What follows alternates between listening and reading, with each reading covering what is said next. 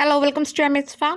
7th സ്റ്റാൻഡേർഡിൻ്റെ ഇംഗ്ലീഷിലെ ഫസ്റ്റത്തെ 2 ചാപ്റ്റർ നമ്മൾ ഓൾറെഡി അപ്ലോഡ് ചെയ്ത് കഴിഞ്ഞു. ഇത് 3rd ചാപ്റ്റർ ആണ് കേട്ടോ, ഗ്ലിംസ് ഓഫ് ദ എമിറേറ്റ്സ്. അപ്പോൾ ഇതിൽ നമ്മൾ ആ ചാപ്റ്ററിൻ്റെ എക്സ്പ്ലനേഷൻ അതുപോലെ മീനിങ്സ്, ക്വസ്റ്റൻ ആൻസേഴ്സ് ആണ് ഇൻക്ലൂഡ് ചെയ്യുന്നത്. ആക്ടിവിറ്റീസിൻ്റെ ഭാഗം നമ്മൾ എത്രയും പെട്ടെന്ന് അപ്ലോഡ് ചെയ്യും. ഞാൻ നിങ്ങളോട് പറഞ്ഞിട്ടുണ്ടായിരുന്നു, നിങ്ങളുടെ പോർഷൻസ് എത്രയാണെന്നുണ്ടെങ്കിൽ നിങ്ങൾ നമ്മുടെ വീഡിയോൻ്റെ താഴെയായിട്ട് കമൻറ്റ് ചെയ്യുക കേട്ടോ. അപ്പോൾ നമുക്ക് അത്രത്തോളം ഫാസ്റ്റിൽ നമുക്ക് എടുത്ത് കംപ്ലീറ്റ് ചെയ്യാം. അതിന് വേണ്ടിയിട്ടാണ്. നിങ്ങൾക്ക് എന്തെങ്കിലും ഡൗട്ട്സ് വരികയാണെങ്കിൽ നിങ്ങൾ അതും കൂടി കമൻറ്റ് ചെയ്തിടുക. ഏതെങ്കിലും ഫ്രണ്ട്സ് ഉണ്ടെങ്കിൽ ഒന്ന് റെഫർ ചെയ്ത് കൊടുക്കുക കേട്ടോ. നമുക്ക് സ്റ്റാർട്ട് ചെയ്യാം. Glimpses of the Emirates. Glimpses എന്ന് പറഞ്ഞാൽ എന്താ, ഒരു നോക്ക്. അപ്പോൾ നമുക്ക് ആ ഒരു പിക്ചർ കണ്ടാൽ മനസ്സിലാവും എങ്ങനെയാണ് ആളെങ്ങോട്ടോ യാത്ര പോവാണ്. അപ്പോൾ അതിൻ്റെ കാര്യങ്ങളാണ് പറയുന്നത്. ഈ ഒരു യൂണിറ്റ് മൊത്തം ഒരുപാട് കാഴ്ചകളെ പറ്റിയിട്ടാണ് പറയുന്നുണ്ടായിരുന്നത് കേട്ടോ. ഇനി ട്രാവലിംഗ് ഓൾവേസ് എക്സൈറ്റഡ്.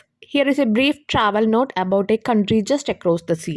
അപ്പോൾ എപ്പോഴും നമുക്കറിയാം, യാത്രകൾ നമ്മളെപ്പോഴും എന്താണ് എക്സൈറ്റ് ചെയ്യുന്നൊരു കാര്യമാണ്. ഓക്കെ, നമുക്ക് ഭയങ്കര സന്തോഷം, ഹാപ്പിനെസ് ഒക്കെ ഫീൽ ചെയ്യുന്നൊരു കാര്യമാണ്. അപ്പോൾ ഇതിലൊരു ചെറിയ നോട്ട്, ഒരു ട്രാവലിൻ്റെ ഒരു നോട്ട് ഉണ്ട്. അദ്ദേഹം നമ്മുടെ കടലും കടന്നൊരു യാത്ര ചെയ്തതാണ്. അപ്പോൾ അതിനെ പറ്റിയിട്ട് പറയുന്നുണ്ട്, നമുക്കൊന്ന് നോക്കാം. What would await an accidental tourist in UAE? I wondered as I came out of the airport into open air. Yes, I was an accidental tourist. I had been to Oman to stay with my niece. I had just excused in 2 days on my way back home. അപ്പോൾ ആ UAE-യിലാണ് ആളെത്തിയിരിക്കുന്നത് കേട്ടോ. UAE-യിൽ തന്നെ wait ചെയ്ത് എന്തൊക്കെ കാര്യങ്ങളാണ് ഉള്ളതെന്ന് ആൾ ചിന്തിക്കുന്നുണ്ട്. അതുപോലെ അദ്ദേഹത്തിന് അത്ഭുതവും തോന്നുന്നുണ്ട് ആ എയർപോർട്ടിൽ നിന്ന് പുറത്ത് കിടക്കും. അപ്പോൾ അദ്ദേഹം ഒരു ആക്സിഡൻ്റൽ ടൂറിസ്റ്റ് ആണെന്ന് പറഞ്ഞ് നമ്മളിപ്പോൾ ഒരു സ്ഥലത്തേക്ക് പോകാൻ പ്ലാൻ ചെയ്ത് വേറെ സ്ഥലത്തേക്ക് നമ്മൾ എത്തില്ല. അപ്പോൾ അതിനൊക്കെ ആക്സിഡൻ്റൽ ടൂറിസ്റ്റ് എന്ന് പറയും. അദ്ദേഹം ഒമാനിലേക്ക്, നൈസ് എന്ന് പറഞ്ഞാൽ എന്താണ്, സഹോദരൻ്റെയോ സഹോദരിയുടെയോ മകളെ പറയുന്നതാണ്. അപ്പോൾ പേരക്കുട്ടി അല്ലെങ്കിൽ നമ്മൾ മരുമകൾ എന്നൊക്കെ ചില സ്ഥലത്ത് പറയും. അപ്പോൾ പേരക്കുട്ടിയല്ല കേട്ടോ, മരുമകൾ എന്നൊക്കെ നമ്മൾ പറയും. അപ്പോൾ ഒമാനിലെ അവിടേക്ക് പോകാമെന്നാണ് വിചാരിച്ചിട്ടുണ്ടായിരുന്നു, ചേച്ചിയുടെ ചേട്ടൻ്റെയോ ഏതൊരു ഉണ്ണീരെടുത്തേക്ക്.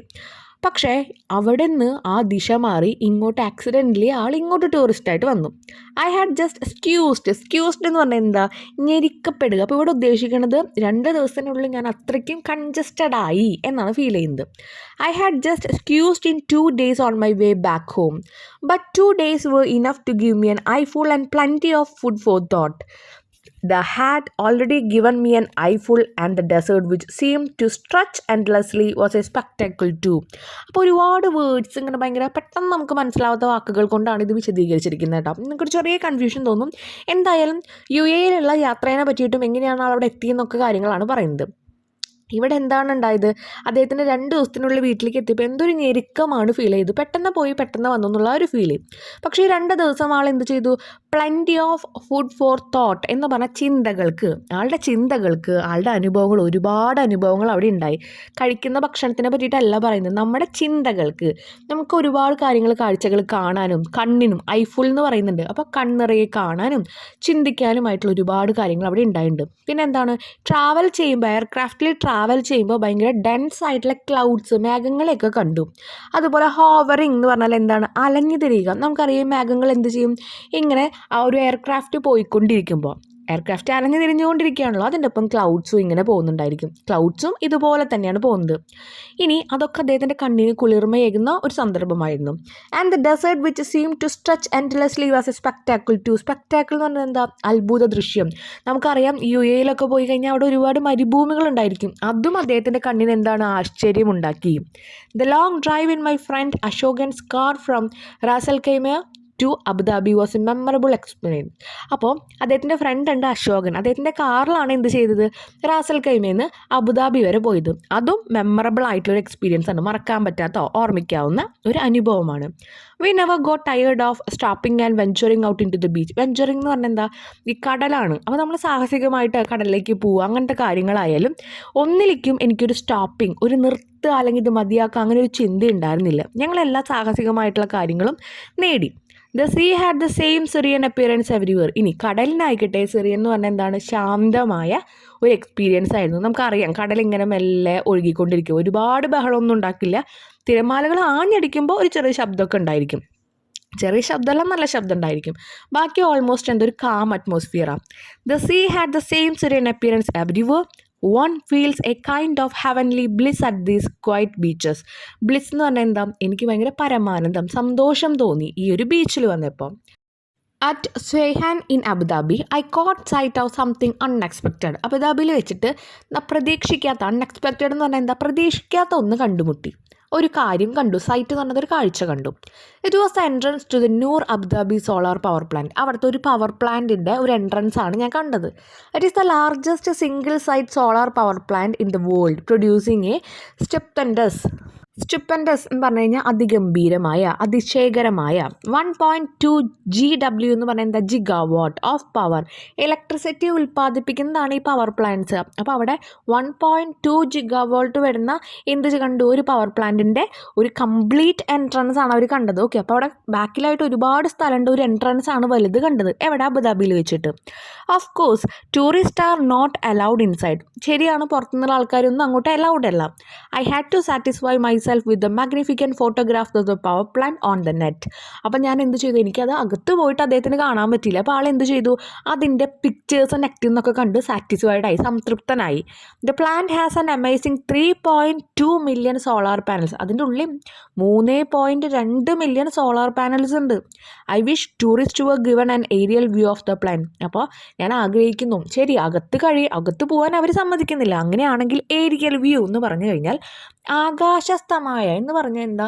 നമ്മൾ ആകാശത്തിൽ കൂടെ പോകുമ്പോൾ നമുക്കത് കാണാൻ പറ്റുന്ന ഒരു സോഴ്സ് ഇല്ലേ? അല്ലെങ്കിൽ നമുക്ക് പുറമെ നിന്ന് അത് കാണാൻ പറ്റുന്ന ഒരു രീതിയിൽ മുകൾ ഭാഗം അതിൻ്റെ ഉള്ളിൽ എന്താ നടക്കുന്നതെന്നുള്ള ജസ്റ്റ് കാണാവുന്ന രീതിയിൽ ഇപ്പോൾ ഒരു പ്ലെയിനിലോ അല്ലെങ്കിൽ എന്താ പറയുക ഹെലികോപ്റ്ററിലോ അങ്ങനെ ഒന്ന് ട്രാവൽ ചെയ്തിട്ട് എന്താണ് ആ സംഭവങ്ങളൊക്കെ ഒന്ന് കാണാൻ, അങ്ങനെ ഒരു കാര്യം അവർക്ക് അവിടെ വെക്കായിരുന്നു എന്ന് ഞാൻ ആഗ്രഹിക്കുന്നു എന്ന് പറയാം. കാരണം എന്താ? ആളെ ഒന്നും അകത്തേക്ക് വിട്ടില്ല, ആരെയും അകത്തേക്ക് വിടുന്നില്ല, ടൂറിസ്റ്റിനൊന്നും.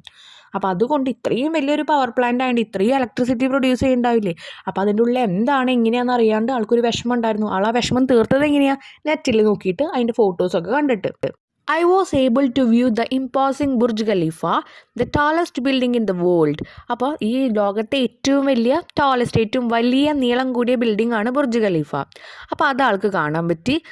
ഇമ്പോസിംഗ് എന്ന് പറഞ്ഞാൽ എന്താ? അത്ഭുതവഹമായ, അത്രയും വലിയ അത്ഭുതകരമായ ഒന്നാണ്. ഏറ്റവും വലിയ ബിൽഡിംഗ് എന്ന് പറഞ്ഞാൽ അങ്ങനെയല്ലേ? Climbing it all the way up would take you to the top of the world. അതിൻ്റെ മുകളിലേക്ക് ഇങ്ങനെ കയറും തോറും ഈ ലോകത്തിൻ്റെ ഏറ്റവും മുകളിലെത്തി എന്ന ഫീൽ നമുക്ക് തരും. Of course I could not do it. ശരിയാ, എനിക്കത് ചെയ്യാൻ പറ്റിയില്ല. A boat ride at Bur Dubai late in the evening was a fascinating experience. Fascinating എന്ന് പറയുന്നത് ആകർഷിക്കുന്ന, നമ്മൾ അട്രാക്റ്റ് ചെയ്യുന്ന ഒരു എക്സ്പീരിയൻസ് ആയിരുന്നു അടുത്തത്. എന്തായിരുന്നു അത്? അവിടുത്തെ ബോട്ട് റൈഡ്.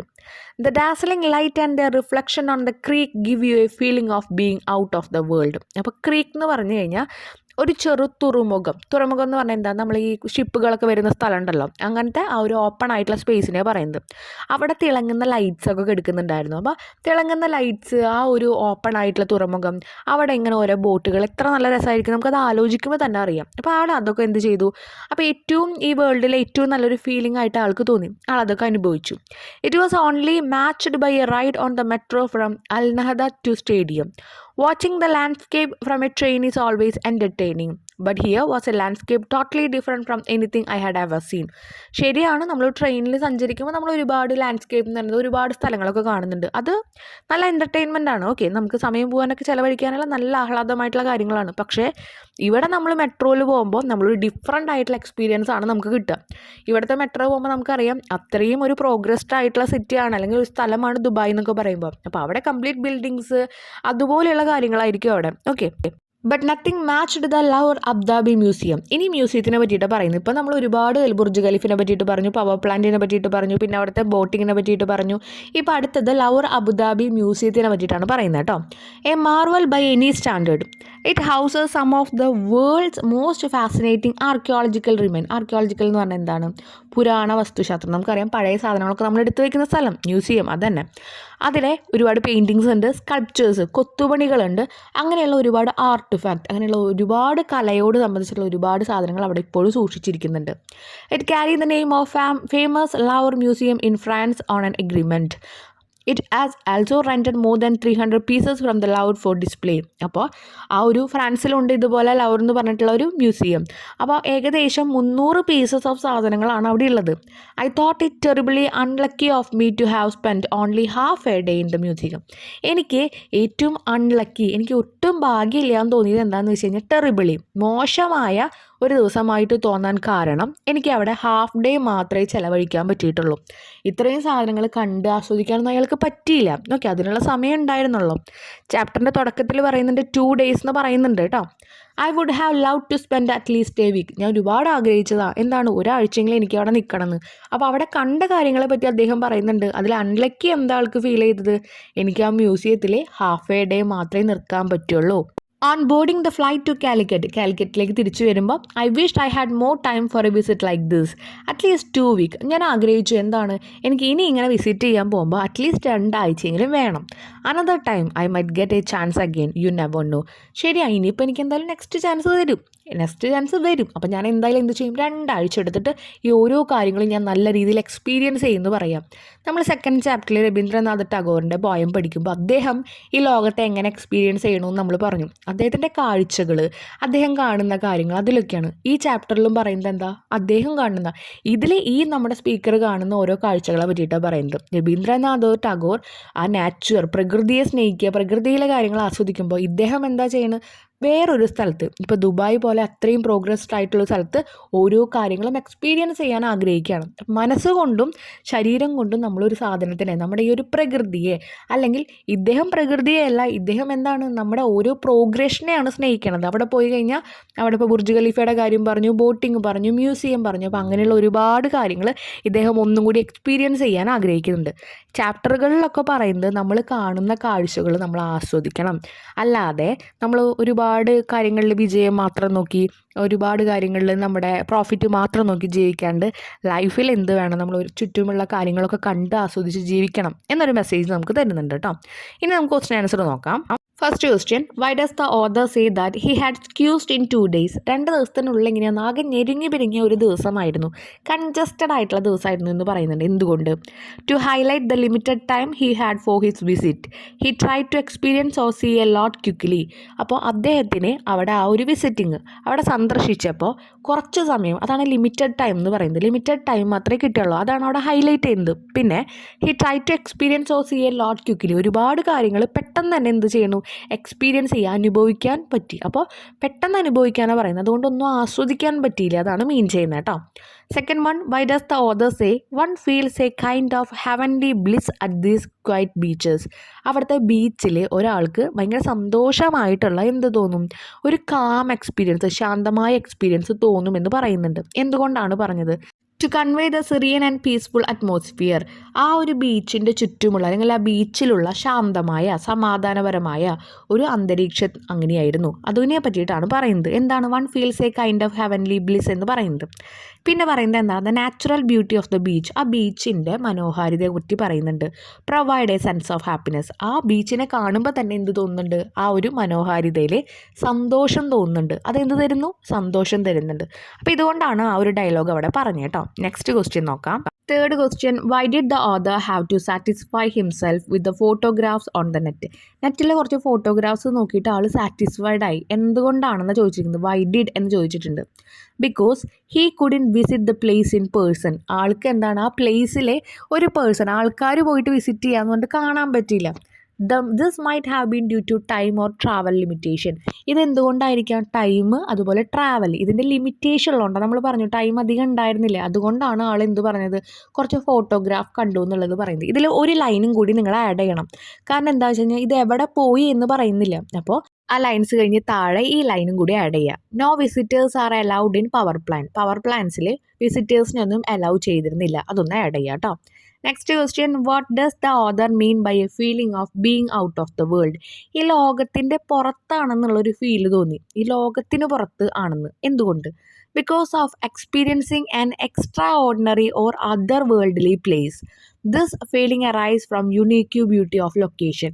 ഓരോ സ്ഥലങ്ങളുടെ മനോഹരം, അല്ലെങ്കിൽ എന്താ പറയുക, മനോഹാരിത, ആ ഒരു ഭംഗി കാണുമ്പോൾ ആൾക്ക് തോന്നിയത് എന്താണ്, ആള് എക്സ്ട്രാ ഓർഡിനറി എന്ന് പറഞ്ഞാൽ നമുക്ക് ബാക്കിയെല്ലാം ഓർഡിനറി ആയിട്ടുള്ള കാര്യങ്ങളാണ് നമ്മളെല്ലാം കാണുന്നത്, അപ്പോൾ അതിലെന്തോ കൂടുതലുണ്ടെന്ന് തോന്നി. അതുമാത്രമല്ല, ആൾ വേറെ ഏതോ ലോകത്തെത്തിയ പോലെ തോന്നി. നമുക്കറിയാം, നമ്മൾ കാണാത്ത കാഴ്ചകൾ കാണുമ്പോൾ നമുക്കൊരു വല്ലാത്ത സന്തോഷം തോന്നും. അത് തന്നെയാണ് അദ്ദേഹത്തിന് തോന്നുന്നത്. അപ്പോൾ ആൾ ജീവിച്ചിരുന്ന ഒരു സ്ഥലത്തല്ല, അതിനേക്കാൾ കൂടുതൽ എന്തോ എക്സ്ട്രാ ഓർഡിനറി ആയിട്ട്, കൂടുതലായിട്ട് എന്തോ ഉള്ള പോലെ തോന്നുന്നുണ്ട്. അപ്പോൾ അദ്ദേഹത്തിന് വേറൊരു ലോകത്ത് ആളെത്തിയ പോലെ തോന്നുന്നു. ഇനി ഇതിലെ ലാസ്റ്റ് ക്വസ്റ്റ്യൻ ആണ്, why did the author think he was unlucky in his visit to Louvre museum? ആ മ്യൂസിയത്തിൽ വന്നത് ആൾക്ക് ഭയങ്കര ഭാഗ്യമില്ലാന്ന് തോന്നി. എന്തുകൊണ്ടാണ് തോന്നിയത്? Because he can only spend half a day in museum, so he feel unlucky. അദ്ദേഹത്തിന് മ്യൂസിയത്തിൽ ഹാഫ് ഡേ മാത്രമേ നിൽക്കാൻ പറ്റുള്ളൂ, അതുകൊണ്ടാണ് അദ്ദേഹത്തിന് അൺലക്കി ഫീൽ ചെയ്തത്. ക്ലിയർ ആയല്ലോ? കുറച്ച് ക്വസ്റ്റ്യൻസ് ഉള്ള ചെറിയൊരു ചാപ്റ്ററാണ്. ഇനി ആക്ടിവിറ്റീസ് കുറച്ച് അധികം ഉണ്ട് കേട്ടോ, അതാണ് ഞാൻ ഈ വീഡിയോയിൽ ഇൻക്ലൂഡ് ചെയ്യാത്തത്. അപ്പോൾ ഭയങ്കര ലെങ്തി ആവും. അപ്പോൾ അതുകൊണ്ട് നെക്സ്റ്റ് വീഡിയോയിൽ നമ്മൾ എത്രയും പെട്ടെന്ന് അപ്ലോഡ് ചെയ്യും. നിങ്ങൾക്ക് എത്ര പോർഷൻസ് ആയി എന്നുള്ളത് നിങ്ങൾ എന്തായാലും ഒന്ന് കമൻറ്റ് ചെയ്യുക കേട്ടോ. മനസ്സിലായിട്ടില്ലെങ്കിലും നിങ്ങൾ കമൻറ്റ് ചെയ്യുക. താങ്ക്